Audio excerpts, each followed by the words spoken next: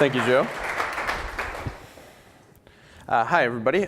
So like Joe said, I'm Cody, and I'm on Insight Engineering at Netflix, and specifically in the real-time analytics space. My coworker, Chris, the second credit line on this talk, is sitting right over there, and my manager, Roy, right next to him. There we go. OK. I'm going to be talking today about how Netflix is using artificial intelligence and machine learning to automate decisions in near real time in the operational space. And so I'll get into exactly what that means, but first I'll discuss a couple of preliminaries about Netflix, about the way we operate in the cloud, and I'll talk about artificial intelligence. We'll define a few terms, and then we'll get right into the motivation. We'll deep dive on the techniques that we're using. We're actually using multiple techniques discussed in this talk. And specifically, if you saw the talk at Strata about RAD, that's not this at all. That's a completely different team at Netflix working in a different space. Finally, I'll get into some of the future work, some of the exciting stuff that we're going to be doing in 2015. But first, let's move on to talk a little bit about who we are. So we're Netflix, and you may have heard of us. We're a medium-sized internet streaming company. As you may or may not know, we run a microservice architecture on Amazon Web Services. And so for anybody who runs a microservice architecture, you know that can mean a lot of servers. And we run on Amazon Web Services, so these are virtual servers. They're not real servers. And that lets us do some really fun stuff in the operational space in terms of dealing with misbehaving servers. So specifically, something to do with the number of servers we have is there's too many for us to manually monitor. I'm sure almost everybody in this room operates at some level of scale where there's just too much. There are too many servers to monitor. And yeah, so that's us. That's Netflix. And let's talk about me for a minute. So what would I say I do here?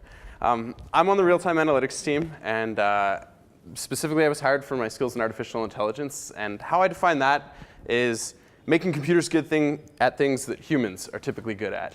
And in this case, that's looking at graphs and deciding whether or not something needs to be done about it. Perhaps more formally, though, a model my manager, Roy, loves to use is the OUTLIER loop. So anytime we have basically any information coming in, we need to observe, orient, decide, and act. And this process accurately models what we do when we receive an alert or have any sort of an issue at Netflix.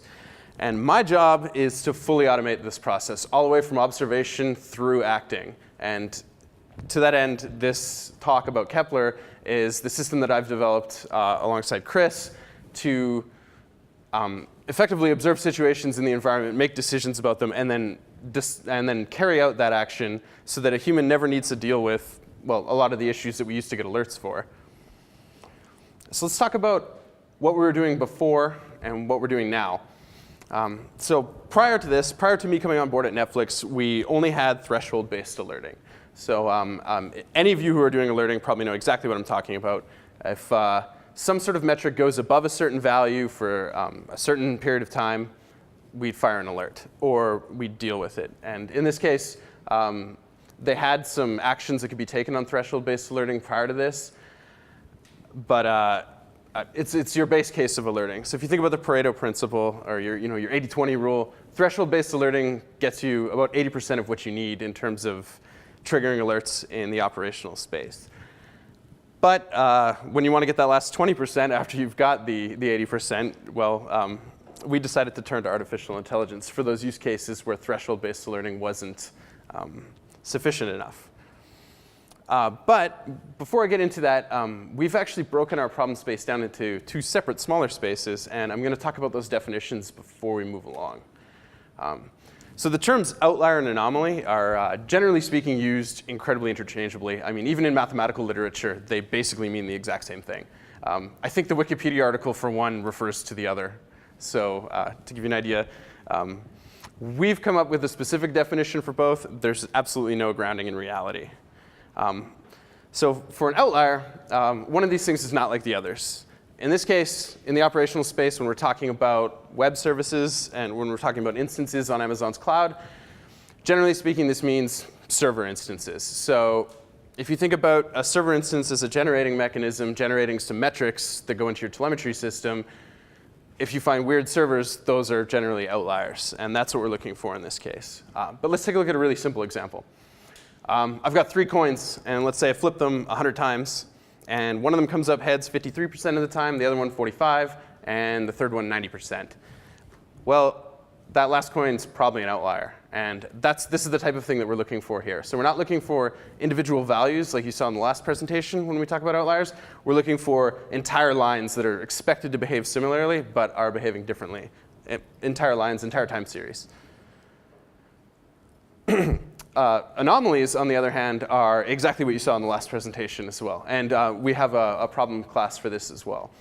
And effectively, if you want to take a look at a simple example, let's say I have a 6-sided die. I roll it a bunch of times. I get all of these numbers. It seems all well and good, except for that 9 there is really unusual for a 6-sided die. And that's the type of thing that we look for when we're looking to solve the anomaly problem. And breaking the two classes of problems up into these different spaces has allowed us to kind of select algorithms that are appropriate for each and tackle different types of problems, which I will go through after I go through our algorithms here. So our outlier algorithm. Like I just mentioned, when we're talking about outliers at Netflix, or specifically when we're talking about outliers on my team, we're talking about a set of generating mechanisms and looking for the weird ones. And so what does this mean? Well, first I'll talk about how we do it, and then I'll show you some great examples of the types of things that this system detects and deals with automatically. So the algorithm we use is dbScan, which stands for Density-Based Spatial Clustering of Applications with Noise. It sounds really interesting, but it's a fairly simple clustering algorithm where basically for every time series, we try and find X other time series that are close enough to it according to some measurement distance. In this case, we use Euclidean distance, but you could use any sort of vector similarity metric. If they're within that distance, they become a cluster. And these clusters grow, and after you've iterated through all the lines, or all the time series, you will find some that don't belong to any cluster. Those are considered to be outliers. So if we can look at this in 2 dimensions. I just lifted this from the scikit-learn documentation.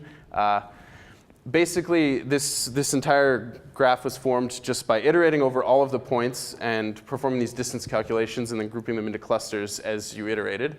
All of the colorless dots are considered your outliers. So if you were to extend this into the dimensionality necessary to look at servers, what you'd see here is this would be 3 different bands. And I'll show you what bands mean in a second for those who are unfamiliar. But so let's talk about the upsides to this. First off, and this was discussed again in the last presentation as well, this is an unsupervised approach. When I started at Netflix, we didn't have any labeled data to train or test algorithms on, so I needed to choose something that would work without any training data. And really, I mean, I couldn't sit around and wait for outages, so I had to I had to use something that I was reasonably confident would work. The unsupervised approach allowed me to attack that problem. The really nice part about this is it takes context into consideration. So because we're clustering, and again, you'll see this in some of the examples later, if the entire group of servers takes on a heavier load and the CPU usage or something spikes up, we're not going to start just terminating those servers because they spiked up, which is something we would do if we were using threshold-based learning on that. So the other neat part is this catches high outliers, this catches low outliers, and this catches noisy outliers. So even if you have something that's operating, roughly within the same band, if it's really jittery compared to the others, that's the type of situation we'll detect too. And finally, it allows for banding, like I mentioned in the data, and let's have a quick example of that there. This basically represents one cluster of servers, but there's 2 different, and I know I'm using the term cluster overloaded here, but there's 2 distinct acceptable behavior patterns for this group of servers, and it's exhibiting that here. The algorithm is robust against this, so it does not label either of those as outliers. And that's selectable with a parameter, although we're actually able to automatically learn that from user input on the algorithm, which is kind of nice. So the users don't actually specify any parameters when they set these things up, at least in terms of machine learning parameters such as distance or minimum cluster size. So let's talk about a couple of downsides to this, though. First off, detection time is generally poorer than your threshold-based alerts because we have to do clustering. Spikes, on the other hand, this isn't a downside compared to threshold-based alerting, but spikes in the data are sometimes caught as outliers, despite the fact that the server in question is going to come back in line with the rest of the cluster. And finally, this isn't a time series focused technique, so it doesn't give credit to the fact that the leading edge of the graph is much more important than the tail edge of the graph. And we have a solution for this, but it's not as pretty as you might like it to be. We essentially run it in mini batch on very small units to get a realistic picture of what's going on right now, as opposed to what was going on an hour ago. And just to give you a canonical example of exactly the types of things this detects, if you'll see here on the screen, there are two outliers up above. The yellow is sometimes hard to make out. Those two were detected by it, but this pink server along the bottom there was also detected. And perhaps more importantly, any of the spikes along the main cluster, any of the starting servers on the bottom that are just coming in line with the main cluster, and that big spike at the end when the cluster took a bunch of additional load, none of that was flagged as problematic. So this is, again, these are persistent because this is before we turned on automatic terminations, but all of these servers were manually terminated by the service owner while he was vetting the algorithm. So let's move on to anomalies. Again, same problem space as we looked at in the last presentation. To detect anomalies, we use an algorithm called Markov chain Monte Carlo, and we just model it as a log likelihood problem, and we're essentially trying to find low probability points along the line. And again, this is done in the real-time space, so we generally work on really small data sets and query it very frequently here.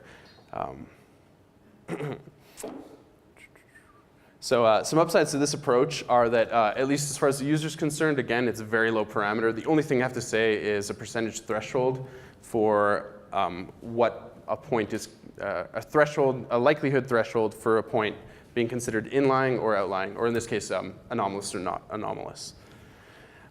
One of the other nice parts is if you keep a model in memory and you continually iterate against it, the model updates as the data moves. So if your data is trending in one direction or the other, it's able to recognize this and move along with it. Some of the downsides are the underlying model is fairly complex. If you've ever deployed a machine learning algorithm into production, you probably run into the situation quite quickly where a user asks you, well, why did it make this decision? And if you've ever used something like a neural network or a support vector machine, it's sometimes tough to explain to somebody who doesn't understand it why it came to a certain decision. This is also the case with this algorithm. And lastly, the runtime is fairly unpredictable because it relies very heavily on randomness. Getting stuck into a local minima is a common situation, and an algorithm that could have taken 30 seconds or should have taken 30 seconds could sometimes take a couple of minutes. So that's kind of influenced the use cases at Netflix where we employ this.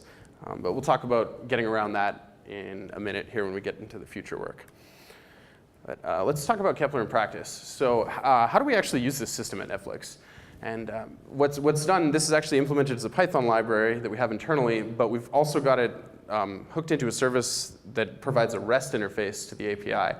And the rest of the pipeline just pulls data out, calls this REST service, and then utilizes existing components for reacting to alerts. So it's fully integrated into the existing alert pipeline, which is great because the easier it is to get started, the more developers will use it. And without a doubt, the primary use case for Kepler is to terminate rogue server instances. So this actually isn't the reason it was originally developed, but we very quickly realized this is what it could be used for. And fortunately, we had some early adopters right before Christmas. So let's look at a couple of statistics here.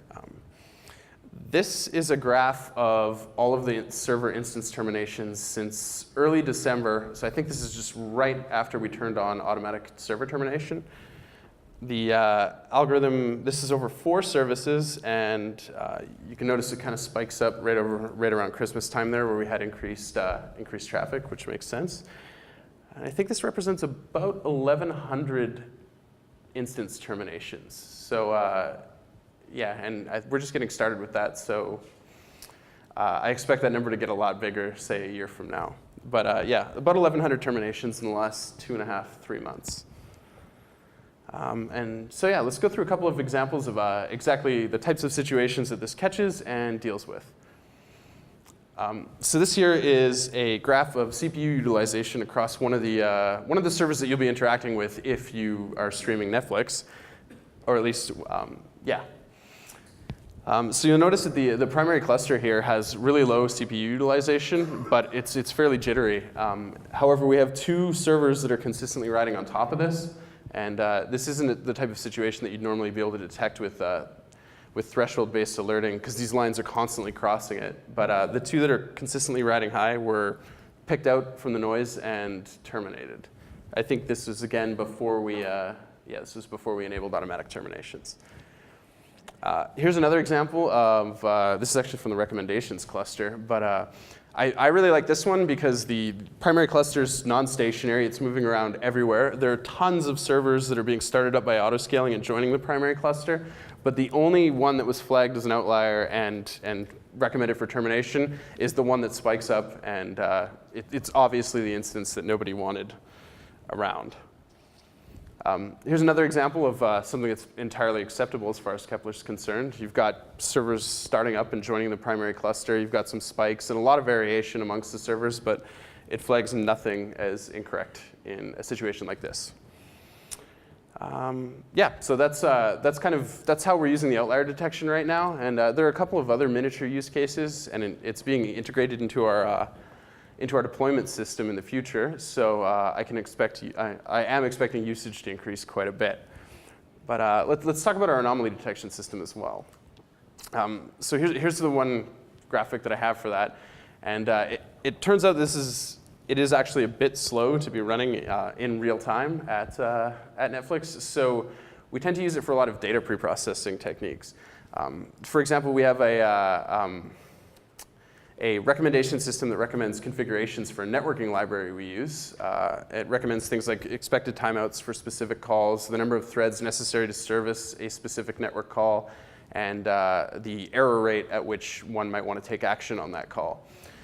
And we pull a bunch of the data out of our telemetry system, but the problem is that data contains the outages, and we don't want to take the metrics during outages into consideration when configuring a library. So for example, for the error rate for a given command, we wouldn't want to consider the error rate during an outage as normal behavior in order to configure it. So what we do is we run anomaly detection against these things, and we pull out what we think are the outages, and then the data left over we can use to calculate expected behavior. So given all that, we have quite a bit of future work in 2015. I've thrown out the logo for Mantis there. You probably haven't heard of that because it's an internal project at Netflix. But what it is it's our real-time stream processor. And on that note, Spark is also a real-time stream processor that we're continuing to use. And I'm not sure how familiar everybody is with MOA, but if you're familiar with the machine learning library Weka, MOA is a massive online analysis done by the same group. And it's a library focused on things like streaming clustering and whatnot. So in 2015, we plan on moving into the real-time space as opposed to the mini-batch space, and doing things like online clustering, online change detection for anomalies and for alerting and whatnot. Furthermore, we plan to do a little bit of algorithmic research in this space, hopefully, ideally, on the MOA platform, and then deployed in real time on Mantis and Spark. And finally, we hope to do some curating of data sets and whatnot in 2015. So we hope to have some tagged data so we can evaluate our algorithms before we deploy them into production. And so that's basically what we're using this sort of thing for at Netflix here. So we can detect outlying generating mechanisms, our outliers. We can detect unusual observations on those generating mechanisms, our anomalies. And more specifically, we run that in mini-batch to solve real operational problems right now. And yes, we're automatically acting on the decisions made by these systems. Completely hands-off at this point. Server terminations just go on without human intervention. And we've had very, very few problems with false positives. Yeah, that's Kepler, and I'm Cody from Netflix, and I guess I should throw out a plug here. We're actually also hiring another analytics person, so yeah, I thought I'd put that out there. Anyway, are there any questions? Any questions? I have a question if no one else has a question. Oh, you have a question. Great, that's much better. Sure. So you talked a lot about, I think it was CPU utilization, it sounded like. Are there other metrics that are you using this really with a bunch of different metrics, or just a few like CPU utilization, or where do you see that going? So there's a small handful of metrics that are used, but because this is actually turned into a product that other service owners at Netflix use, it's kind of at their discretion to determine which metrics actually indicate a misbehaving server versus a behaving server. So I think the performance metrics have worked out really well for the use cases that it's been applied to so far, especially CPU utilization and load average. I think that has a lot to do, just generally speaking, with the fact that the bugs that some of the service owners have been experiencing have really manifested themselves as really high CPU usage. And you get into a case where, let's say a server for some reason stops taking requests. It's also generally very evident in the performance metrics because it's just not using any of its CPU utilization. So in both cases, it'll leave the primary band, and it's really easy for it to detect and terminate those. However, we also see it with things like reported error rates. So app-level metrics, especially regarding error rates, are also really easy to do because generally speaking, when everything's behaving, the main band is down at 0. And when one server leaves the main band, it's experiencing more errors than the rest of them, so you just want to get rid of it, as opposed to, I mean, threshold-based alerting would work for that case, except for when the entire cluster does it. You wouldn't want to terminate your whole cluster because it started experiencing a bunch of errors. So generally speaking, yeah, app-level metrics like error rates and performance metrics have gone a long way thus far in this space.